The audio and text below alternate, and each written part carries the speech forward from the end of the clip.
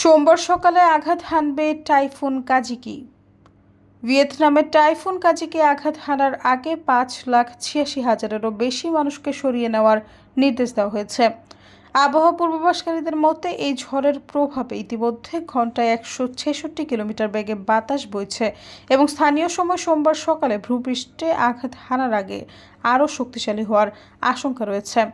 থম হলা, Kwong three, হুয়ে O the নায়াংয়ের কেন্দ্রীয় প্রদেশের মানুষদের ঘর ত্যাগ করতে বলা হয়েছে। বিমান ও নৌ পরিবহন বাতিল করা হয়েছে এবং নৌযানকে সমুদ্র থেকে দূরে থাকার নির্দেশ দেওয়া হয়েছে।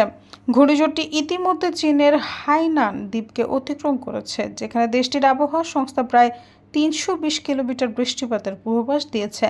এছাড়া বিবিসি ওয়েদার জানিয়েছে টাইফুন কাজিকি ভিয়েতনামের অভ্যন্তরে ঢোকার সঙ্গে সঙ্গে শক্তি কমাতে পারে, তবে তখনও ঘন্টায় 200 কিলোমিটার বেগে বাতাস ও প্রায় 300 থেকে 400 কিলোমিটার বৃষ্টিপাত আঘাত হানবে।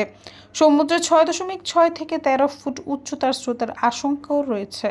যে এলাকাগুলোতে ঝড় আঘাত হানার আশঙ্কা রয়েছে সেখানকার মানুষদের স্থানীয় সময় রবিবার রাত 9টার পর বাইরে না যাওয়ার পরামর্শ দেওয়া হয়েছে।